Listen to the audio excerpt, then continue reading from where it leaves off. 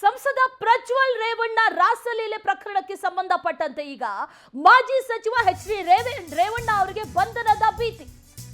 ರೇವಣ್ಣ ಅವರ ಮೇಲೆ ಈಗ ಎಫ್ಐಆರ್ ದಾಖಲಾಗಿದೆ. A1 ಈಗ ರೇವಣ್ಣ ಬಂಧನದ ಭೀತಿ ಕಾಡ್ತಾ ಇದೆ. ಮಾಜಿ ಸಚಿವ ರೇವಣ್ಣ ಪ್ರಜ್ವಲ್ ವಿರುದ್ಧ ಎಫ್ಐಆರ್ ದಾಖಲಾಗಿದೆ.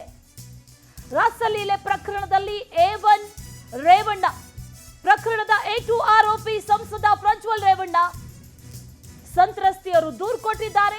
ಹೇಳಿಕೆಯನ್ನ ಆಧರಿಸಿ ಎಫ್ಐಆರ್ ಕೂಡ ದಾಖಲಾಗಿದೆ. A1 ಆಗಿದ್ದರಿಂದ ಎಚ್.ಡಿ. ರೇವಣ್ಣಗೆ ಈಗ ಬಂಧನದ ಭೀತಿ.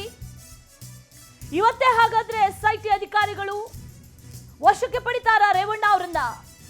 ವಿಚಾರಣೆಯನ್ನ ನಡೆಸಿ ವಶಕ್ಕೆ ಪಡೆಯುತ್ತಾ SIT ಅನ್ನುವಂತ ಪ್ರಶ್ನೆ ಈಗ ಕಾಡ್ತಾ ಇದೆ. ಈಗಾಗಲೇ ಹಾಸನಕ್ಕೆ ತೆರಳಿದ್ದಾರೆ SIT ಅಧಿಕಾರಿಗಳು ಅನ್ನುವಂತ ಮಾಹಿತಿ ಕೂಡ ಲಭ್ಯ ಆಗ್ತಾ ಇದೆ. ಕಂಪ್ಲೇಂಟ್ ರಿಜಿಸ್ಟರ್ ಆಗಿದೆ, ನಿನ್ನೆ ಕಂಪ್ಲೇಂಟ್ ಆಗಿದೆ. ಕಂಪ್ಲೇಂಟ್ ಆದ ನಂತರದಲ್ಲಿ SIT ಯಾವೆಲ್ಲ ತನಿಖೆಗಳನ್ನ ಮಾಡಿದ್ರು ಅನ್ನುವಂತ ವಿಚಾರಕ್ಕೆ ಸಂಬಂಧಪಟ್ಟಂತೆ ಹಾಸನಕ್ಕೆ ಈಗಾಗಲೇ ತೆರಳಿದ್ದಾರೆ ಅನ್ನುವಂತ ಅಪ್ಡೇಟೆಡ್ ಮಾಹಿತಿ ಕೂಡ ಲಭ್ಯ ಆಗ್ತಾ ಇದೆ. ತೆರಳಿದ ನಂತರ ಮುಂದೇನು ರೇವಣ್ಣ ಅವರನ್ನ ವಿಚಾರಣೆಗೆ ಒಳಪಡಿಸ್ತಾರೆ ಅನ್ನುವಂತ ಒಂದಷ್ಟು ಮಾಹಿತಿ ಕೂಡ ಲಭ್ಯ ಆಗ್ತಾ ಇದೆ. ವಿಚಾರಣೆಗೆ ಒಳಪಡಿಸಿಕೊಂಡ ನಂತರದಲ್ಲಿ ವಶಕ್ಕೆ ಪಡಿತಾರಾ?